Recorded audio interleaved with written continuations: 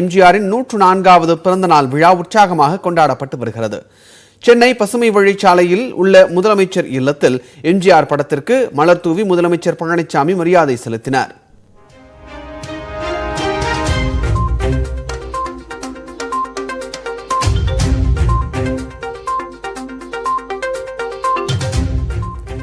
ராயப்பேட்டை அதிமுக தலைமை அலுவலகத்தில் உள்ள எம்ஜிஆர் சிலைக்கு முதல்வர் பழனிசாமியும் துணை முதலமைச்சர் ஓ பன்னீர்செல்வமும் இணைந்து மாலை அணிவித்தும் மலர் தூவியும் மரியாதை செலுத்தினர்.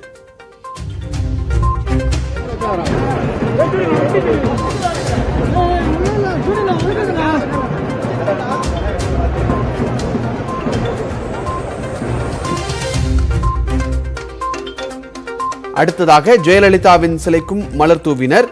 தொடர்ந்து கட்சி தொண்டர்களுக்கு இனிப்பும் அன்னதானமும் வழங்கினர்.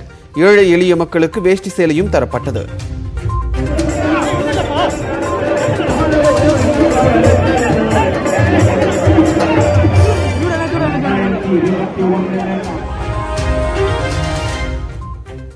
எம்ஜிஆர் மருத்துவ பல்கலைக்கழகத்தில் எம்ஜிஆர் சிலைக்கு கீழே வைக்கப்பட்டிருந்த அவரது திருவுருவ படத்திற்கு அரசு சார்பில் முதலமைச்சர் பழனிசாமி மரியாதை செய்தார்.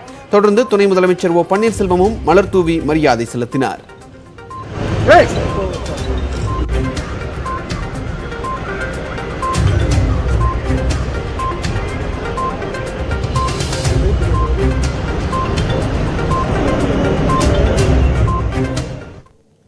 கோவையில் எம்ஜிஆர் பிறந்த நாள் மற்றும் பொங்கல் விழாவை முன்னிட்டு அதிமுக சார்பில் ரேக்லா பந்தயம் நடைபெற்று வருகின்றது. இரு பிரிவுகளாக நடத்தப்படும் இந்த போட்டியில் 450 ஜோடி காளைகள் பங்கேற்றிருக்கின்றன. கொடிசியா சாலையில் நடைபெறும் இந்த ரேக்லா போட்டிகளை கோவை தெற்கு சட்டமன்ற உறுப்பினர் அம்மன் அர்ஜுனன் கொடியசைத்து தொடங்கி வைத்தார். கோவை, திருப்பூர், ஈரோடு, சத்தியமங்கலம், கோபிச்செட்டிப்பாளையம், நெல்லை உள்ளிட்ட பல்வேறு பகுதிகளைச் சேர்ந்த காளைகள் பங்கேற்றுள்ளன. 200 மீட்டர், 300 மீட்டர் என இரு பிரிவுகளாக ரேக்லா போட்டிகள் நடத்தப்படும் நிலையில் ஒவ்வொரு ஜோடிகளாக அவிழ்த்து விடப்பட்டு பந்தய தூரத்தை கடக்கும் நேரம் கணக்கிடப்படுகிறது.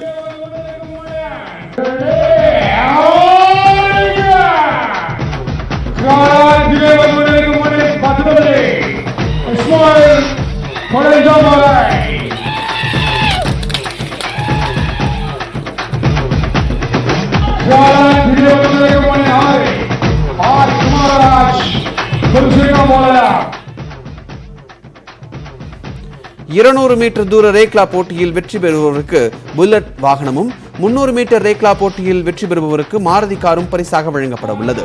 இது தவிர 100 பேருக்கு சிறப்பு பரிசாக தங்க காசுகள் வழங்கப்படுகின்றன. கலந்து கொண்ட அனைவருக்கும் ஆறுதல் பரிசாக வெள்ளிக்காசு வழங்கப்படும் என்றும் அறிவிக்கப்பட்டிருக்கிறது.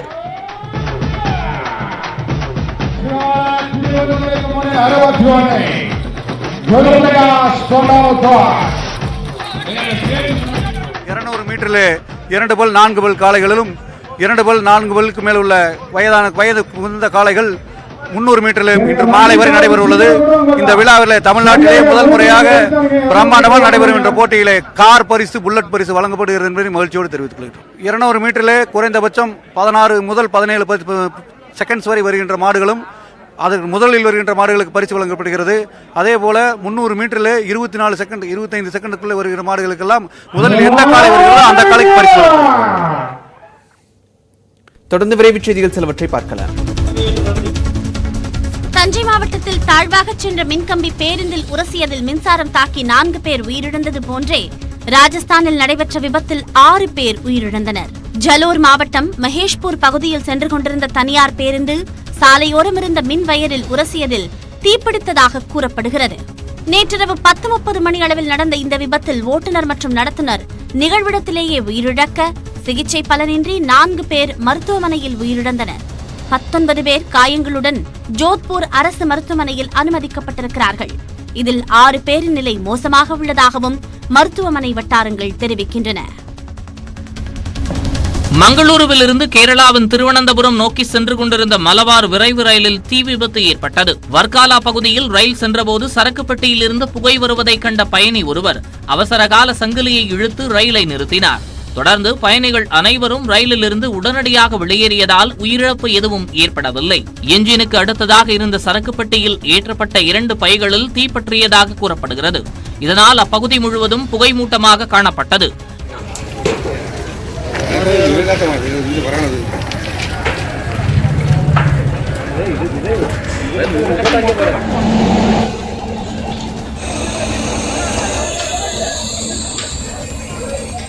அந்த பெட்டியை தனியாக விடுவித்து தீ கட்டுக்குள் கொண்டுவரப்பட்ட நிலையில் விபத்துக்கான காரணம் தொடர்பாக ரயில்வே அதிகாரிகள் விசாரணை மேற்கொண்டுள்ளனர்.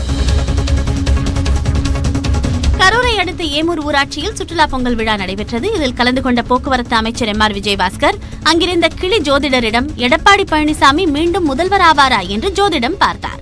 அப்போது கிளி எடுத்த சீட்டில் சிவன், பார்வதி, விநாயகர், முருகன் குடும்ப படம் வந்ததால் உலகை ஆளும் சிவனைப் போலவே தமிழகத்தை மீண்டும் ஆளப்போவது எடப்பாடி பழனிசாமி என்று கிளி ஜோதிடர் கூற அங்கிருந்த அதிமுகவினர் உற்சாகமடைந்தனர். தொடர்ந்து 5 கிலோமீட்டர் தூரம் குதிரை வண்டியை அமைச்சர் எம்.ஆர். விஜயபாஸ்கர் ஓட்டிச் சென்றார்.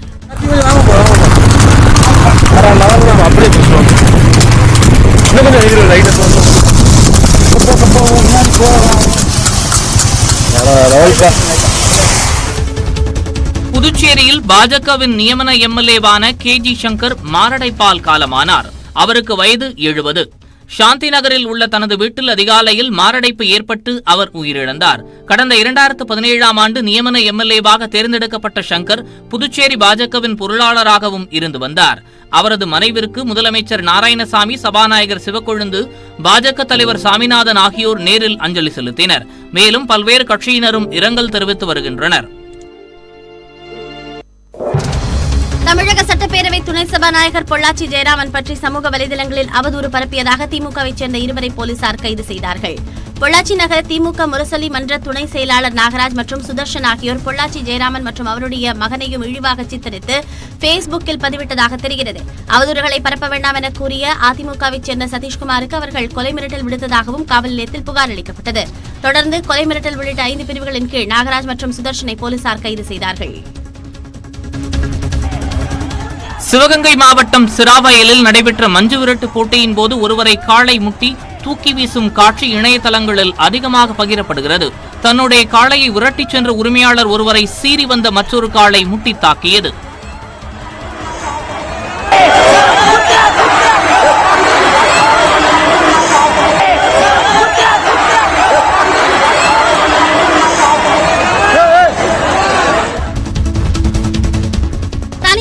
அலைபேசி எண்களை கூகுள் தேடலில் காட்சிப்படுத்துவதாக வாட்ஸ்அப் செயலி மீது மீண்டும் புகார் எழுந்திருக்கிறது.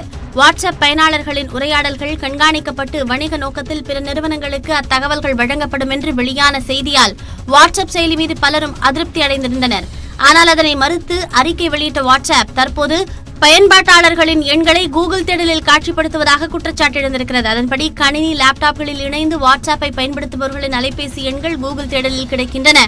கடந்த 24 மணி நேரத்தில் பயனர்கள் பலருக்கும் அடையாளம் தெரியாத ஓடிபிகள் வந்திருப்பதாகவும் இதனால் ஹேக்கர்கள் வாட்ஸ்அப் சாட்களை அணுகும் முயற்சியை தொடங்கியிருப்பதாகவும் வல்லுநர்கள் கருதுகின்றனர்.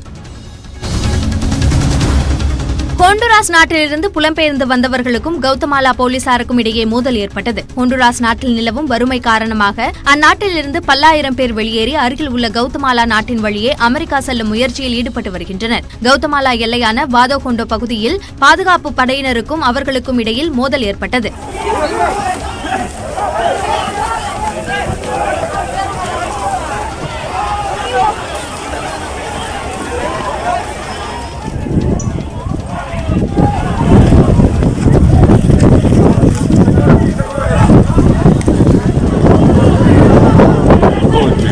கொரோனா பரவும் நிலையில் இதுபோன்ற அண்டை நாட்டு மக்கள் உள்ளே நுழைவதால் கவுதமாலா அதிபர் அலெசாண்ட்ரோ ஜிமதாய் எல்லையில் கண்காணிப்பை தீவிரப்படுத்தியுள்ளார்.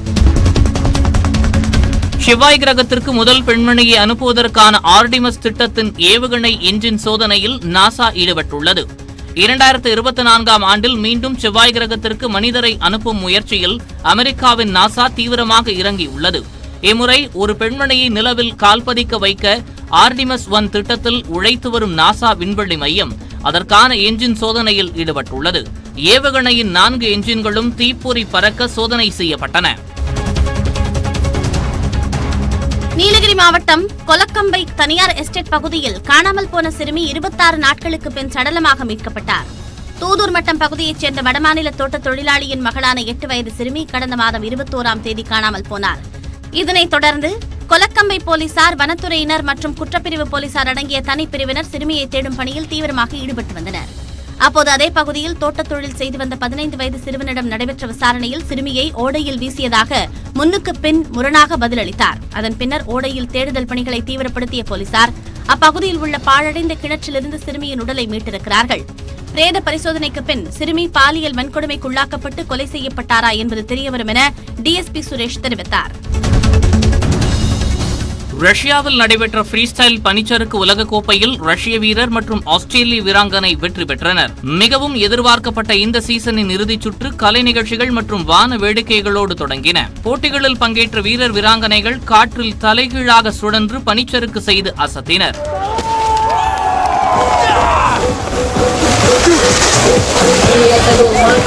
இறுதியாக ஆண்கள் பிரிவில் ரஷ்ய வீரர் மேக்சிம் ப்ரோவும் பெண்கள் பிரிவில் ஆஸ்திரேலியாவின் லாரா பீலும் வெற்றியடைந்தனர்.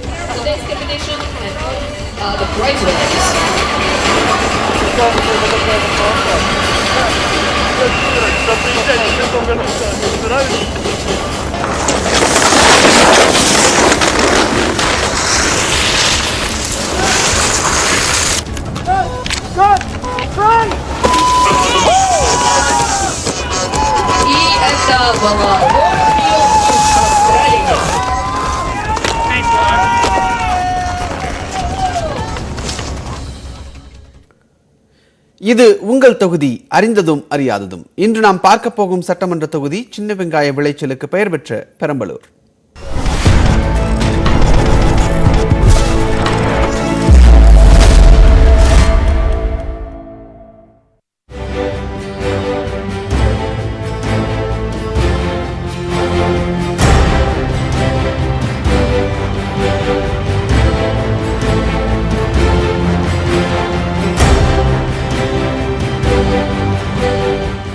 பெரம்பலூர் சட்டமன்ற தொகுதியில் சின்ன வெங்காயம், மக்காச்சோளம், பருத்தி ஆகியவை அதிகமாக விளைவிக்கப்படுகின்றன. ஆலத்தூர் வட்டாரத்தில் சுமார் 25 கிராமங்களில் சாகுபடி செய்யப்படும் சின்ன வெங்காயம் தமிழகத்தின் தேவையில் பெரும் பகுதியை பூர்த்தி செய்கிறது. மக்காச்சோளம் 25,000 ஹெக்டேரிலும் 20,000 ஹெக்டேரில் பருத்தியும் விளைகின்றன. எறையூரில் 50 ஆண்டுகளாக செயல்படும் அரசு சர்க்கரை ஆலையிலும் உடும்பியத்தில் உள்ள தனலட்சுமி சீனிவாசன் சர்க்கரை ஆலையிலும் சேர்ந்து ஆண்டுக்கு 4 லட்சம் டன் கரும்பு அரவை நடைபெறுகிறது. பெரம்பலூர் மட்டுமின்றி கள்ளக்குறிச்சி, சேலம், கடலூர் உள்ளிட்ட அண்டை மாவட்டங்களைச் சேர்ந்த கரும்பு விவசாயிகள் இந்த சர்க்கரை ஆலைகளையே நம்பியிருக்கின்றனர். சிறிய மலைகள் அதிகம் உள்ள பெரம்பலூர் தொகுதியில் கட்டுமானத்திற்கு பயன்படும் கற்கள், ஜல்லி, எம்சாண்ட் மணல் உள்ளிட்டவை தயாரிக்கும் 100க்கும் மேற்பட்ட நிறுவனங்கள் செயல்பட்டு வருகின்றன. திருச்சி சென்னை சாலையில் அமைந்துள்ள MRF டயர் தொழிற்சாலை தவிர்த்து பெரிய அளவில் தொழிற்சாலைகள் இல்லை. தொகுதியின் முக்கிய நீர் ஆதாரமாக இருக்கிறது விசுவக்குடி நீர்த்தேக்கம். கிழக்கு தொடர்ச்சி மலைத்தொடரில் உள்ள மயிலூற்று அருவியும் கோரையாறு அருவியும் மழைக்கால பொழுதுபோக்கும் இடங்களாக இருக்கின்றன. பெரம்பலூர் தொகுதியில் திமுகவே அதிக முறை வெற்றி பெற்றிருக்கிறது. அந்த கட்சி 6 முறையும், அதிமுக 5 முறையும், காங்கிரஸ் 2 முறையும் வெற்றி கொடி நாட்டியுள்ளன. 2016இல் நடந்த தேர்தலில் அப்போதைய சட்டமன்ற உறுப்பினர் ஆர் தமிழ்ச்செல்வன் அதிமுக சார்பில் மீண்டும் போட்டியிட்டார். 1,1073 வாக்குகள் பெற்று 2வது முறையாக MLA ஆனார். அவரை எதிர்த்து போட்டியிட்ட திமுகவின் சிவகாமி 94,220 வாக்குகளை பெற்று தோற்றார். பெரம்பலூர் தொகுதியில் ரயில் பாதை திட்ட வாக்குறுதிக்கு வயது 50ஐ தாண்டிவிட்டது. திருமாந்துறையில் 3000 ஏக்கரில் சிறப்பு பொருளாதார மண்டலம் அமைக்க நிலம் கையகப்படுத்தப்பட்ட நிலையில் இதுவரை திட்டம் கைகூடவில்லை. பாடாலூர் ஈரோடு கிராமத்தில் ஜவுளி பூங்கா அமைக்கும் திட்டமும் கிடப்பில் போடப்பட்டுள்ளது. அம்மா இருக்கும்போதும் சரி, எம்ஜிஆர் இருக்கும்போது சரி, கலைஞர் இருக்கும்போதுமே சரி, அதோட இது வேறு ஹேண்டில் பண்ணுற விதமாகட்டும், மக்கள் பிரச்சனையாகட்டும் ஓரளவுக்கு இருந்தது, பேசிக் இருந்தது. பட் அவங்க இல்லாதப்போ கொஞ்சம் பின்வாங்கின மாதிரி ஒரு ஃபீல் இருக்குது. கமலஹாசன் பிடிக்கலாம் சொல்லல, அவருக்கு அரசியல் அவ்வளோக்கு வராது. சீமானா கொஞ்சம் நல்லா டேலண்டாக பேசுகிறாரு, அதனால் அவர் வந்து நல்லாயிருக்கும். அந்த பொங்கலுக்கு என்னமோ 2,500 கொடுக்குறாரு. அது லாக்டவுனில் கொடுத்தாருன்னா 1000 ரூபா கொடுத்தது 2,500 ஏற்றிருந்தாருன்னா சூப்பராக இருக்கும். அந்த தான் எதிர்பார்க்குறேன். சரி, இப்போ உங்களுக்கு கமலஹாசனை பிடிக்குமா இல்லை? 2 பேரும் பிடிக்காது. கமலஹாசன் ரஜினி பிடிக்காது. அவங்க அது தெரியுமா தெரியல. ஸ்டாலின் நல்லா இருக்கும். நம்மளை பொறுத்த வந்தா சீமான். பெரம்பலூர் சட்டமன்ற தொகுதியில் அதிமுக ஹேட்ரிக் வெற்றி பெறுமா? 15 ஆண்டுகளுக்கு பின் திமுக வெற்றி பெறுமா? விடைக்கான தேர்தல் நாளுக்காக காத்திருப்போம். நியூஸ் 18 தமிழ்நாடு செய்திகளுக்காக செய்தியாளர் ராஜவேல்.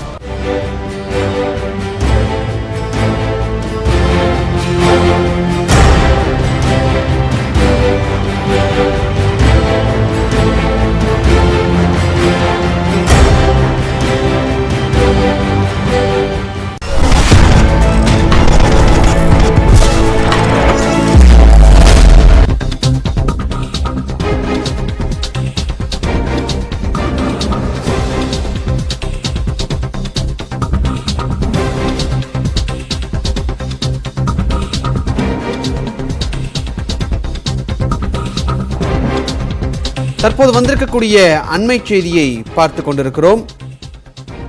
வன்னியர்களுக்கான உள்ஒதுக்கீடு கோரி அனைத்து மாவட்ட ஆட்சியர் அலுவலகம் முன்பு போராட்டம் நடத்தப்படும் என்று பாமக நிறுவனர் ராமதாஸ் அறிவிப்பு ஒன்றை வெளியிட்டிருக்கிறார். வருகின்ற 29ஆம் தேதி இந்த மாவட்ட ஆட்சியர் முன்பு 29ஆம் தேதி போராட்டங்கள் நடைபெறும் என்று தெரிவிக்கப்பட்டிருக்கிறது.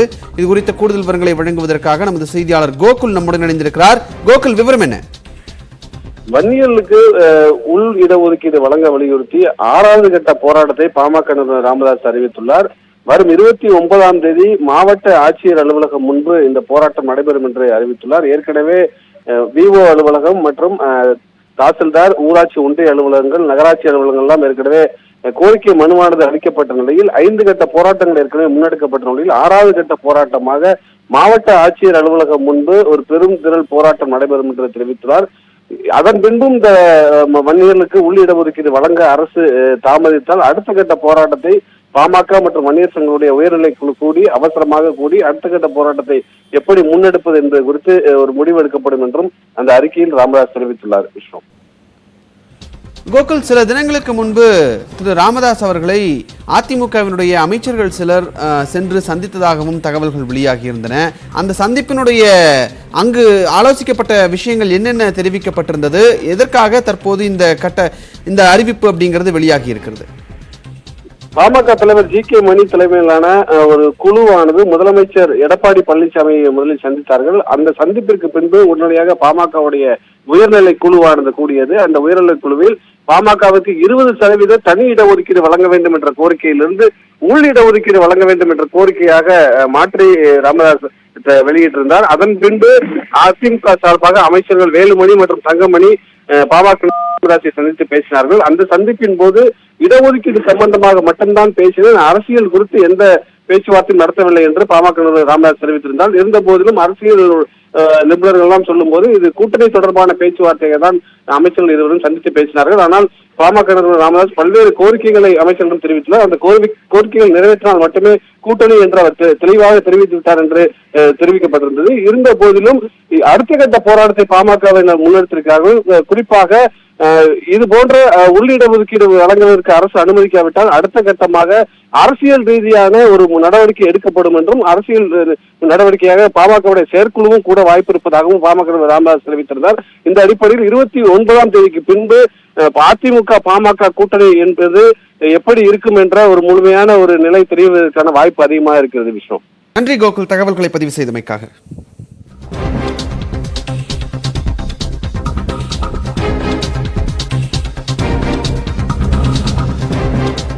வேலூர் மாவட்டம் மேல் அரசம்பட்டு பகுதியில் நடந்த எருதுவிடும் விழாவில் காளை முட்டியதில் காவலர் ஒருவர் படுகாயமடைந்தார். விவரங்களை நமது செய்தியாளர் செல்வத்திடம் கேட்கலாம். செல்வம், என்ன நடந்தது? அதாவது பொங்கல் பண்டிகையை ஒட்டி வேலூர் மாவட்டத்தில் மஞ்சு விரட்டு விழா நடைபெறுவதற்கு அனுமதி அளிக்கப்பட்டிருந்தது. இதன் அடிப்படையில் வேலூர் மாவட்டத்தில் 45 இடங்களில் மஞ்சு விரட்டு நடத்த அனுமதி அளிக்கப்பட்டது. அதன் தொடர்ச்சியாக இன்று அரசம்பட்டு பகுதியில் மஞ்சு விரட்டு விழா இன்று நடைபெற்று வருகிறது. இதை சுற்றியுள்ள பகுதிகளில் இருந்தும் வேலூர் மாவட்டத்திலிருந்தும் வெளி மாவட்டத்திலிருந்தும் சுமார் 500க்கும் மேற்பட்ட காளைகளை அதன் உரிமையாளர்கள் கொண்டு வந்து இந்த எருது விடும் விழாவில் எருதுகளை ஓட வைத்தனர். இந்த விழாவினை காண சுமார் 5000க்கும் மேற்பட்ட பொதுமக்கள் அங்கு திரண்டிருந்தனர். எருதுகள் ஓடும் பாதையில் யாரும் வரக்கூடாது என்பதற்காக தடுப்புச் சுவர்களை அமைத்து அந்த இடத்தில் காவலர்கள் பாதுகாப்பு பணியில் ஈடுபட்டிருந்தனர். அப்போது அந்த தடுப்புச் சுவர்களையும் தாண்டி பொதுமக்கள் எருது ஓடி வரும் அந்த பகுதிக்கு வந்தவுடன் அதை கண்ட காவல்துறையினர் அவர்கள் மீது லேசான தடியடியை நடத்தியும் அவர்களை கலைத்தனர். அந்த சமயத்தில் அங்கு காவல் பணியில் ஈடுபட்டு கொண்டிருந்த வேலூர் தெற்கு காவல் நிலையத்தை சேர்ந்த சுரேஷ் என்ற காவலர் மீது பின்பக்கமாக வந்த எருது அவருடைய மோதியது. இதில் படுகாயமடைந்த அவரை பொதுமக்கள் மீட்டு வேலூர் அடுக்கம்பாறை அரசு மருத்துவமனையில் அனுமதித்திருந்தனர். நன்றி செல்வம், உங்களுடைய தகவல்களுக்கு.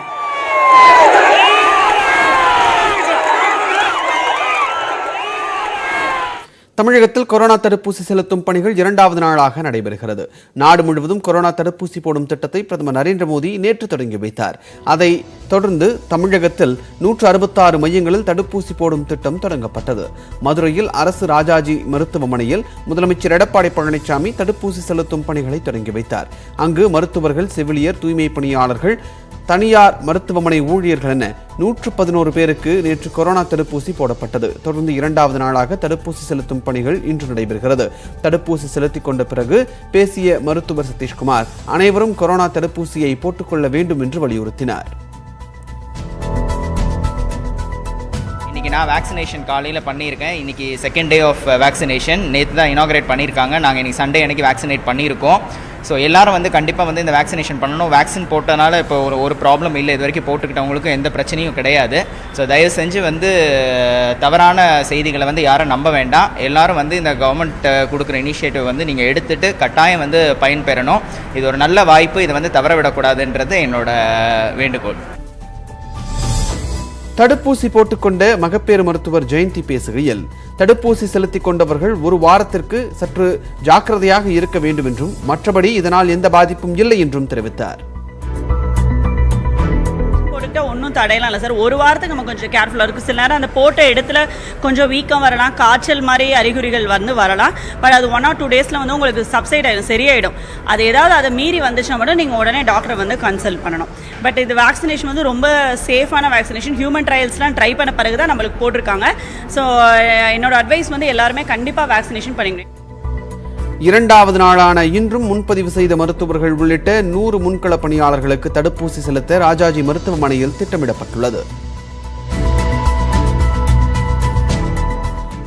திருச்சியில் உள்ள மாவட்ட தலைமை மருத்துவமனையில் 2வது நாள் தடுப்பூசி போடும் பணியை சுகாதாரத்துறை செயலாளர் ராதாகிருஷ்ணன் ஆய்வு செய்தார். பின்னர் மக்களுக்கு விழிப்புணர்வு மற்றும் நம்பிக்கை ஏற்படுத்தும் விதமாக அவரும் கோவேக்சின் தடுப்பூசி போட்டுக் கொண்டார். பின்னர் செய்தியாளர்களிடம் பேசிய ராதாகிருஷ்ணன் சுகாதாரத்துறை ஊழியர் என்ற முறையில் தடுப்பூசி போட்டுக் கொண்டதாக தெரிவித்தார். கொரோனா 2ஆம் அலையை தடுக்க தடுப்பூசி மிகவும் முக்கியம் என்றும் அவர் கூறினார்.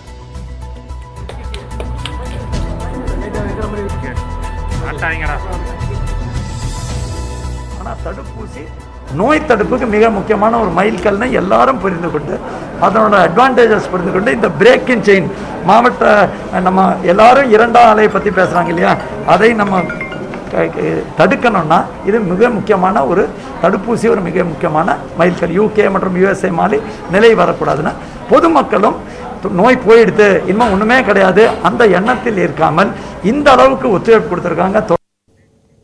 தொடர்ந்து செய்திகளை பார்க்கலாம் ஒரு சிறு இடைவேளைக்கு பிறகு. செய்திகள் தொடர்கின்றன. தொடர்ந்து விரைவு செய்திகள் சிலவற்றை பார்க்கலாம். திருப்பத்தூர் மாவட்டம் ஆம்பூர் அருகே தேநீர் கடைக்குள் சரக்கு வாகனம் நுழைந்து விபத்துக்குள்ளானதில் 3 பேர் பரிதாபமாக உயிரிழந்தனர். சின்னவரிகம் பகுதியில் கட்டுப்பாட்டை இழந்த சரக்கு வாகனம் ஒன்று சாலையின் இருபுறங்களிலும் தாறுமாறாக ஓடி அருகாமையிலிருந்து தேநீர் கடைக்குள் அதிவேகமாக நுழைந்தது. இதில் மகேஷ் பாபு என்பவரது 4 வயது மகன் மணிமாறன் நிகழ்விடத்திலேயே உயிரிழந்தார். மேலும் கடையில் நின்று கொண்டிருந்த சுப்பிரமணி மற்றும் தினேஷ் ஆகியோரும் சிகிச்சை பலனின்றி உயிரிழந்தனர். மேலும் விபத்தில் கணேஷ், கோகுல் மற்றும் தேநீர் கடை உரிமையாளர் வேண்டா உள்ளிட்டோர் பலத்த காயமடைந்தனர்.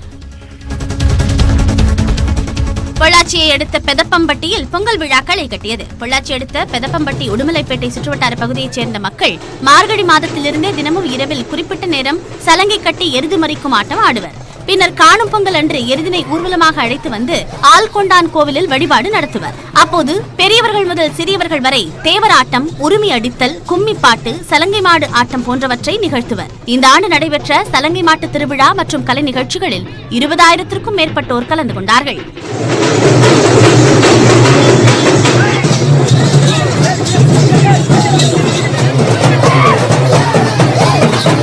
வந்து மாரியில மாதம் பிறந்ததுமே நைட் ஒரு 3 மணி நேரம் இந்த மாதிரி கூப்பிட்டு நாங்கள் கும்மியாடி புறமே தேவராட்டமெல்லாம் ஆடி பழகி அப்புறம் இங்கே கொண்டு வருவோங்க. இந்த கோயிலோட ஸ்பெஷல் வந்து மாடுகளுக்கு வந்து ரொம்ப உகந்தது. மடி நோகு எது இருந்தாலும் கிளியர் ஆயிரு. இது ஃபங்க்ஷன் மூலியமாக எல்லாம் ஒத்துமை உருவாகுது. எந்த ஒரு பிரச்சனை எதுனாலும் நாங்கள் எல்லாம் பேசி தீர்த்துக்கிறதுக்கு இது ஒரு அமைப்பாக. திண்டுக்கல் மாவட்டம் ஒட்டன்சத்திரம் அருகே சுரங்கப்பாதையில் தேங்கிய மழைநீரை அகற்றக் கோரி பொதுமக்கள் ரயில் மறியல் போராட்டத்தில் ஈடுபட்டனர். அரண்மனை புதூரில் கடந்த சில தினங்களாக பெய்த தொடர் மழையால் அங்குள்ள ரயில்வே சுரங்கப்பாதையில் 30 அடி வரை தண்ணீர் தேங்கியது. இதனால் அவ்வழியாக வாகனங்கள் செல்ல முடியாத நிலை ஏற்பட்டது. மழைநீரை உடனடியாக நீக்க நடவடிக்கை எடுக்குமாறு தண்டவாளத்தில் அமர்ந்து திமுக MP வேலுச்சாமி தலைமையில் பொதுமக்கள் போராட்டத்தில் ஈடுபட்டனர்.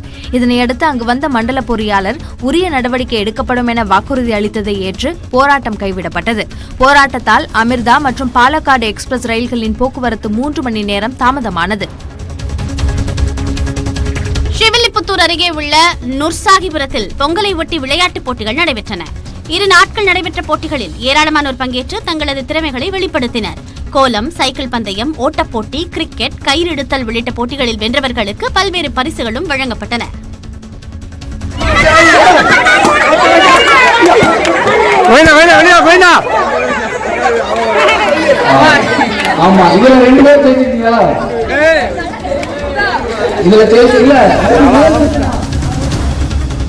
கரூர் மாவட்டம் பூலாம்பலசு கிராமத்தில் நடைபெற்ற சேவல் சண்டையில் சேவலின் காலில் கட்டப்பட்டிருந்த கூர்மையான கத்தி அறுத்ததில் ஒருவர் உயிரிழந்தார். பூலாம்பலசில் 13, 14, 15 ஆகிய 3 நாட்கள் சேவல் கட்டு நடத்துவதற்கு மாவட்ட நிர்வாகம் வாய்மொழியாக அனுமதி கொடுத்திருந்தது. இதில் மழை காரணமாக 14ஆம் தேதி சேவல் சண்டை தடைபட்ட நிலையில் நேற்றும் போட்டி நடத்தியிருக்கிறார்கள். அப்போது சேவல்களின் காலில் கத்தி கட்டி மோதவிட சேவல் பறந்தபோது கத்தி பாய்ந்து தங்கவேல் என்பவர் படுகாயமடைந்தார். வேடச்சந்தூர் அடுத்த உசிலம்பட்டியைச் சேர்ந்த இவர் மருத்துவமனைக்கு கொண்டு செல்லும் வழியில் உயிரிழந்தார். இந்த சம்பவம் பற்றி அரவக்குறிச்சி போலீஸ் விசாரணை மேற்கொண்டு வருகிறது. 3 நாட்கள் நடத்தப்பட்ட சேவல் கட்டு போட்டியில் 20க்கும் மேற்பட்டோர் பலத்த காயமடைந்திருக்கிறார்கள். இந்தியாவில் கடந்த 24 மணி நேரத்தில் மேலும் 15,144 பேருக்கு கொரோனா வைரஸ் தொற்று உறுதி செய்யப்பட்டுள்ளது. இதனால் பாதிக்கப்பட்டவர்களின் எண்ணிக்கை 1,57,57,000 கடந்துள்ளது. சிகிச்சைக்கு பிறகு 17,170 பேர் டிஸ்சார்ஜ் செய்யப்பட்டதை அடுத்து குணமடைந்தவர்களின் எண்ணிக்கை 1,01,96,000 அதிகரித்துள்ளது. சிகிச்சை பலனின்றி நேற்று மேலும் 181 பேர் உயிரிழந்ததால் பலியானவர்களின் எண்ணிக்கை 1,52,274 உயர்ந்துள்ளது. இதனிடையே நாடு முழுவதும் தற்போது 2,08,000 பேர் மட்டுமே கொரோனா தொற்றுக்கு சிகிச்சை பெற்று வருவதாக மத்திய சுகாதார அமைச்சகம் தெரிவித்துள்ளது. டெல்லியில் தடுப்பூசி போட்டுக்கொண்ட 52 சுகாதார பணியாளர்கள் பக்க விளைவுகளை எதிர்கொண்டதாக தெரிவிக்கப்பட்டிருக்கிறது. வடக்கு ரயில்வே மருத்துவமனையில் நேற்று 4,319 பேருக்கு தடுப்பூசி செலுத்தப்பட்டது. இதில் 51 பேருக்கு மார்பில் லேசான வலி போன்ற அறிகுறிகள் ஏற்பட்டதாகவும் ஒருவருக்கு தடுப்பூசி செலுத்திய இடத்தில் தொடர்ந்து வலி ஏற்பட்டதாகவும் மருத்துவமனை தரப்பில் தெரிவிக்கப்பட்டது. 2 மணி நேர மருத்துவ கண்காணிப்பிற்கு பிறகு அவர் உடல்நிலை சீரடைந்துள்ளது. அனைத்து தடுப்பூசிகளிலும் சில பக்க விளைவுகள் ஏற்படுவது வழக்கம்தான் எனவும் கொரோனா தடுப்பூசி பாதுகாப்பானது என்று மருத்துவமனை தரப்பில் விளக்கமளிக்கப்பட்டிருக்கிறது. திருப்பூரில் மாஸ்டர் படம் ஓடிக்கொண்டிருக்கும் திரையரங்கிற்கு வருகை தந்த இயக்குநர் லோகேஷ் கனகராஜ் ரசிகர்களுக்கு நன்றி தெரிவித்தார். கொரோனா ஊரடங்கிற்கு பிறகு வெளியான மாஸ்டர் திரைப்படத்திற்கு ரசிகர்கள் பெரும் வரவேற்பு அளித்துள்ளனர். இதன் காரணமாக மாஸ்டர் படம் வசூல் சாதனை நிகழ்த்தியுள்ளது. இந்நிலையில் திருப்பூர் ஸ்ரீசக்தி திரையரங்கிற்கு வருகை தந்த லோகேஷ் கனகராஜ் ரசிகர்களுடன் செல்ஃபி எடுத்துக் கொண்டார்.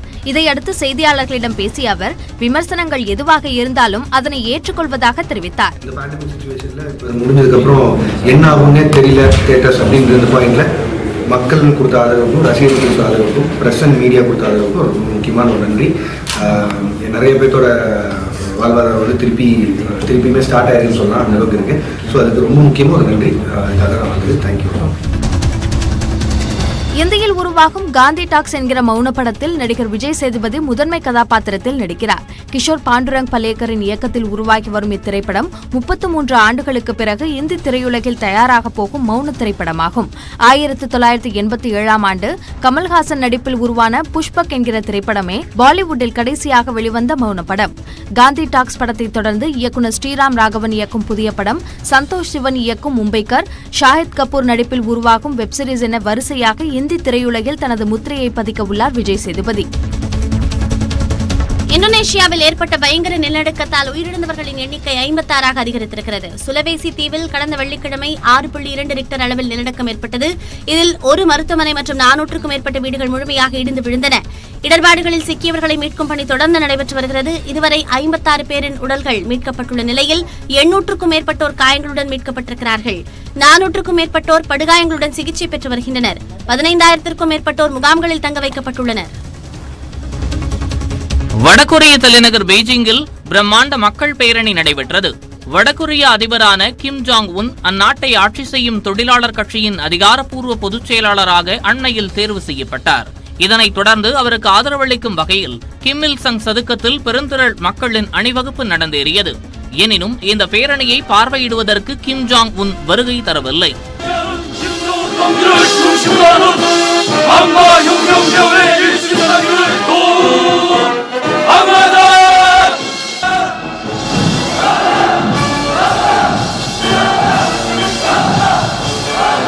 강대희의 결정 관철자는 곧 위대하신 우리 원수. ரஷ்யாவில் தயாரிக்கப்பட்ட ஸ்புட்னிக் வி தடுப்பூசியை கினி நாட்டின் அதிபர் அல்பா கோண்டே போட்டுக் கொண்டார். மேற்கு ஆப்பிரிக்காவின் கடற்புற நாடான கினியில் கொரோனா தடுப்பூசி போடும் பணிகள் தொடங்கியுள்ளன. அந்நாட்டிற்கு ரஷ்யாவின் ஸ்புட்னிக் வி தடுப்பூசி வந்திறங்கியுள்ள நிலையில் முதல் தடுப்பூசியை அந்நாட்டின் பாதுகாப்பு அமைச்சர் முகமது டயான் செலுத்திக் கொண்டார். அதன் பிறகு அதிபருக்கும் தடுப்பூசி செலுத்தப்பட்டது. ரஷ்ய அதிபர் விளாடிமிர் புட்டின் கினி நாட்டின் அதிபர் பங்கேற்றதில் தனக்கு கௌரவம் என இளம் இசை மேதை லிடியன் நாதஸ்வரம் தெரிவித்திருக்கிறார். அவருடன் எமது நெட்வொர்க் 18 நிர்வாக ஆசிரியர் ஆனந்த் நரசிம்மன் நடத்திய உரையாடல் இதோ.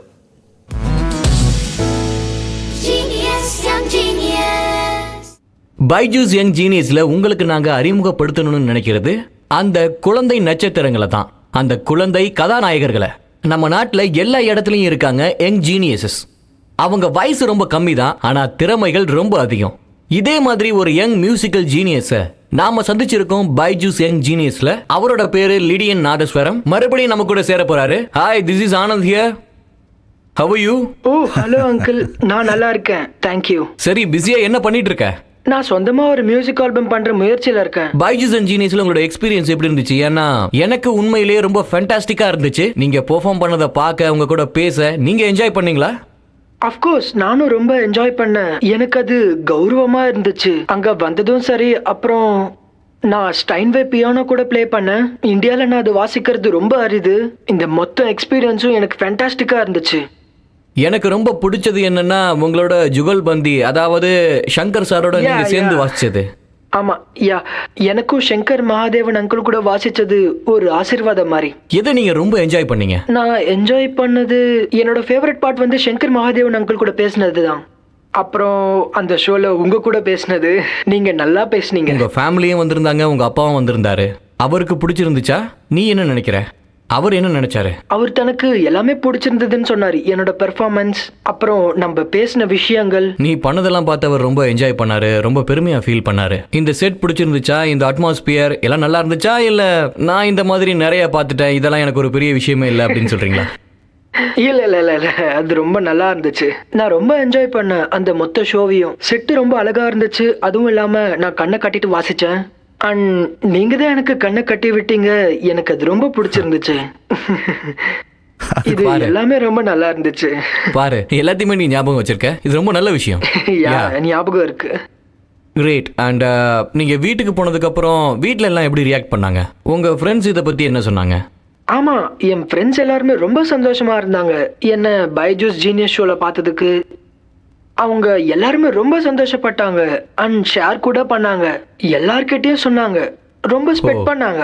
நல்ல விஷயம். Fantastic Lydian. I wish you all the very best. நீ நல்ல மியூசிக் சர்வ் பண்ணிக்கிட்டே இரு. நான் உன் ஆல்பத்துக்காக காத்துக்கிட்டு இருக்கிறேன். அப்புறம் நான் அந்த முழு மியூசிக்கை கேட்கணும்னு நினைக்கிறேன். அந்த பரோஸ் நீங்க மோகன்லால்காக கம்போஸ் பண்றீங்க.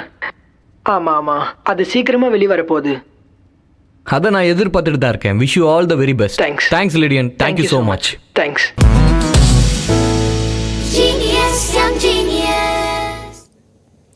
மூன்றுக்கும் மேற்பட்ட கோழிகள் உயிரிழந்தால் உடனே தெரியப்படுத்த வேண்டும் என்பது உள்ளிட்ட கட்டுப்பாடு நெறிமுறைகள் இறைச்சி கடைகளுக்கு சென்னை மாநகராட்சி சுற்றறிக்கையாக அனுப்பியிருக்கிறது. சென்னை பெருநகர ஆணையர் சார்பில் வெளியிடப்பட்டிருக்கக்கூடிய சுற்றறிக்கையில் இறைச்சி கடைகளில் ஒரே நேரத்தில் 3க்கும் மேற்பட்ட பறவைகள் திடீரென இறக்கும் பட்சத்தில் உடனடியாக கோட்ட சுகாதார ஆய்வாளருக்கு தெரிவிக்க வேண்டும் என்று உத்தரவிடப்பட்டிருக்கிறது. மேலும் கடைகளில் உள்ள கோழிகள் கூண்டுகளை நுகர்வோர் தொடாதவாறு தூரத்தில் வைக்க வேண்டும் என்றும், கோழிகள் அடைத்து வைக்கப்பட்டிருக்கும் கூண்டுகளை குளோரின் டை ஆக்சைடு உள்ளிட்ட கிருமி நாசினிகளை கொண்டு கடை உரிமையாளர்கள் தினசரி இருமுறை சுத்தம் செய்ய வேண்டும் என்றும் தெரிவிக்கப்பட்டுள்ளது. அதோடு இறந்த பறவைகள் மற்றும் நோய்வாய்ப்பட்ட பறவைகளின் இறைச்சியை எக்காரணம் கொண்டும் விற்பனை செய்யக்கூடாது என்றும் அறிவுறுத்தப்பட்டுள்ளது. இதேபோல் இறைச்சி கடை உரிமையாளர்களுக்கு 11 நெறிமுறைகளை வகுத்துள்ள சென்னை மாநகராட்சி பொது சுகாதாரத்துறை அவற்றை கடைபிடிக்காவிட்டால் பொது சுகாதார சட்ட விதிப்படி நடவடிக்கை எடுக்கப்படும் என்றும் எச்சரிக்கை விடுத்திருக்கிறது.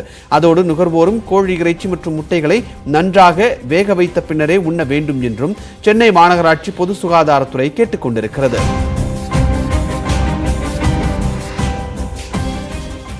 சென்னை சென்ட்ரலிலிருந்து மிகப்பெரிய வல்லபாய் பட்டேல் சிலை அமைந்திருக்கக்கூடிய குஜராத் மாநிலம் குவாதியாருக்கு இயக்கப்படும் அதிவிரைவு சிறப்பு ரயிலை பிரதமர் நரேந்திர மோடி தொடங்கி வைத்தார். நாட்டின் சுற்றுலாவை மேம்படுத்துவதற்காக குஜராத் மாநிலம் நர்மதா ஆற்றங்கரையில் அமைந்துள்ள சர்தார் வல்லபாய் பட்டேல் சிலைக்கு புதிய ரயில் சேவை அறிமுகம் செய்யப்பட்டுள்ளது.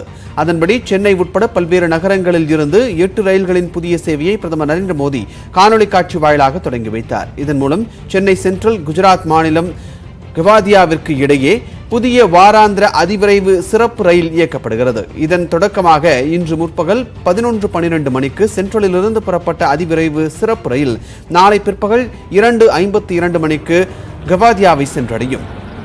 இதன் வழக்கமான சேவை 20ஆம் தேதி முதல் தொடங்கப்படும் என்று அறிவிக்கப்பட்டிருக்கிறது. புதன்கிழமைகளில் காலை 9:15 மணிக்கு கவாதியாவிலிருந்து புறப்பட்டு வியாழக்கிழமை மாலை 4 மணிக்கு சென்னை சென்ட்ரல் வந்தடையும் என்றும், மறுமார்க்கமாக சென்னை சென்ட்ரலிலிருந்து ஞாயிற்றுக்கிழமைகளில் இரவு 10:30 மணிக்கு புறப்பட்டு செவ்வாய்க்கிழமை அதிகாலை 3 மணிக்கு கவாதியாவை சென்றடையும் என்றும் அறிவிக்கப்பட்டிருக்கிறது.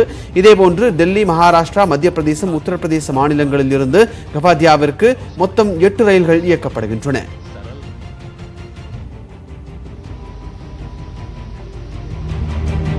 हम देख रहे हैं माननीय प्रधानमंत्री जी ने रिमोट का बटन दबाया और उद्घाटन पट्टिकाओं का अनावरण हुआ.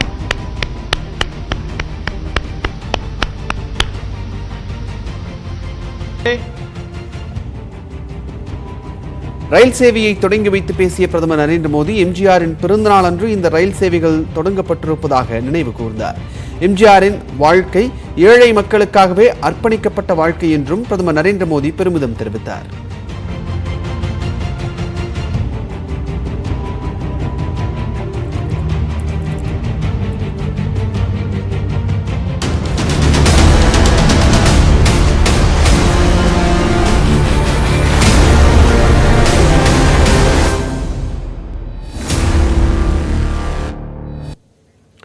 ஆயிரத்து 1991 ஆண்டில் ஆட்சி கலைக்கப்பட்டதால் மக்களிடம் அனுதாப வாக்குகளை திமுக எதிர்நோக்கியிருந்த நிலையில் மற்றொரு அனுதாப அலை பரவி அக்கட்சியை வீழ்த்தியது.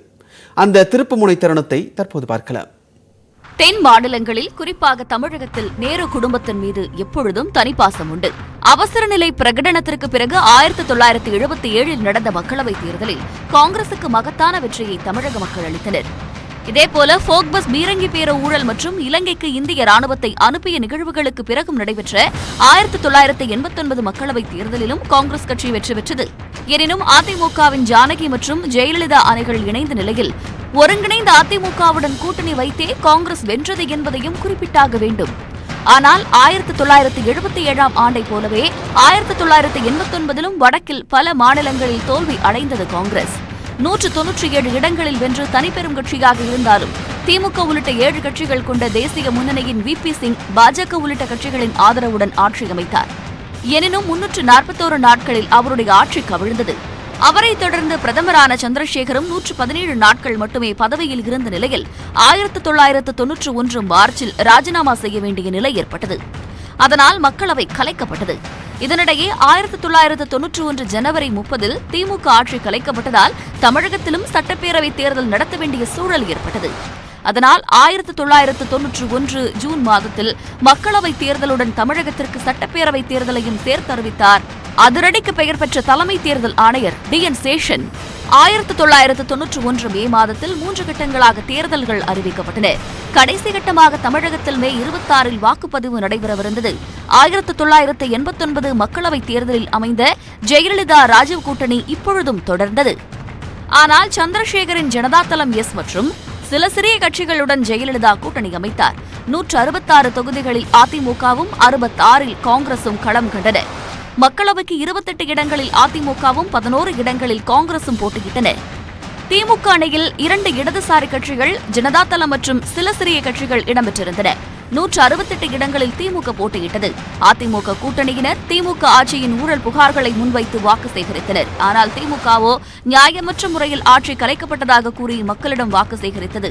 தமிழகத்தில் பல பொதுக்கூட்டங்களில் ஜெயலலிதாவும் ராஜீவ்காந்தியும் ஒரே மேடையில் தோன்றி பிரச்சாரம் செய்தனர். இந்நிலையில் இந்திரா குடும்பத்து நண்பரான மரகதம் சந்திரசேகருக்கு ஆதரவாக பிரச்சாரம் செய்ய ஸ்ரீபெரும்புத்தூருக்கு 1991 மே 21ஆம் தேதி ராஜீவ்காந்தி வந்திருந்தார். அப்போது விடுதலை புலிகளின் தற்கொலை குண்டு தாக்குதலில் அவர் உயிரிழந்தார். முதற்கட்ட தேர்தல் முடிந்த நிலையில் ராஜீவ் படுகொலை நிகழ்ந்ததால் ஜூன் 12 மற்றும் ஜூன் 15 இரண்டாம் கட்ட தேர்தல் ஒத்திவைக்கப்பட்டன.